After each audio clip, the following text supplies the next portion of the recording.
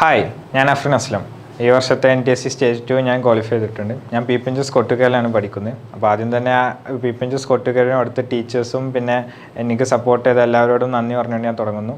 ഇതിൽ stem genius എന്നെ വളരെ സഹായിച്ചിട്ടുണ്ട്. കാരണം അവരുടെ മൊഡ്യൂൾസും വീഡിയോസും ക്ലാസ്സസൊക്കെ ഞാൻ കേട്ടിരുന്നു. അവിടുത്തെ സാർമാരുടെ വീഡിയോസൊക്കെ വളരെ ഉപകാരപ്പെടായിരുന്നു. അവിടെ മോക്ക് ടെസ്റ്റ് നടത്തുമ്പോൾ എൻ്റെ റാങ്കിങ് ഒക്കെ നോക്കി എനിക്ക് കോൺഫിഡൻസ് കൂടിക്കൊണ്ടേയിരുന്നു. പിന്നെ ഞാൻ എങ്ങനെയാണ് NTSEക്ക് പ്രിപ്പയർ ചെയ്തതെന്ന് പലരും എന്നോട് ചോദിച്ചിട്ടുണ്ട്. അപ്പം എങ്ങനെയെന്ന് വെച്ചാൽ ഞാൻ സമയം കണ്ടുപിടിക്കും. കാരണം എന്താ പറയുക, മറ്റ് വിഷയങ്ങൾ പഠിക്കുന്നതിൻ്റെ കൂടെ തന്നെ കുറച്ച് സമയം NTSEക്ക് വേണ്ടി മാറ്റി വെക്കും. എന്നിട്ട് NTSEയുടെ പ്രീവിയസ് ഇയർ ക്വസ്റ്റ്യൻ പേപ്പേഴ്സാണ് ഞാൻ മെയിനായിട്ട് ഫോക്കസ് ചെയ്തത്. കാരണം അതിൽ നിന്ന് എനിക്കൊരു ഐഡിയ കിട്ടും എങ്ങനെയൊക്കെയാണ് ക്വസ്റ്റ്യൻസ് എന്നും എവിടെ നിന്നാണ് ക്വസ്റ്റ്യൻസ് വരുന്നതെന്നും അതിനനുസരിച്ച് പഠിക്കാമെന്നൊക്കെ. അല്ലാതെ ഒരുപാട് പഠിക്കാനും കുറച്ച് ടൈമിനുള്ളിൽ ചെയ്യാമെന്ന് പറഞ്ഞാൽ അതത്ര സ്മാർട്ടായി തോന്നിയില്ല. അപ്പോൾ ഞാനൊന്ന് അങ്ങനെ ശ്രമിച്ചു. കഴിഞ്ഞ കൊല്ലത്തെ ക്വസ്റ്റ്യൻ പേപ്പേഴ്സൊക്കെ ഒന്ന് ചെയ്ത് നോക്കി.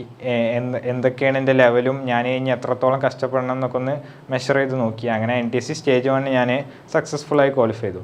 പിന്നെ സ്റ്റേജ് 2 കടന്നപ്പോൾ കുറച്ചും കൂടി ടൈറ്റായി. കാരണം ഓൾ ഇന്ത്യയിൽ നടത്തുന്ന ഒരു എക്സാം ആയതുകൊണ്ട് തന്നെ അതിൻ്റെ ഒരു ലെവലിൽ കൂടി. പിന്നെ മെൻ്റൽ എബിലിറ്റി ഞാൻ ഒരുപാട് ഫോക്കസ് ചെയ്തിരുന്നു. മെൻ്റൽ എബിലിറ്റി ഞാൻ വളരെ ഇൻട്രസ്റ്റിംഗ് ആയിട്ട് കണ്ടു. അല്ലാതെ ബോർ സബ്ജക്റ്റായിട്ട് എനിക്ക് തോന്നിയിട്ടില്ല.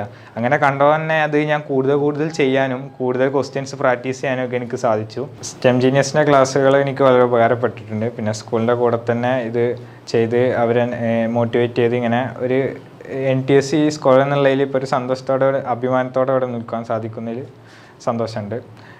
Thank you.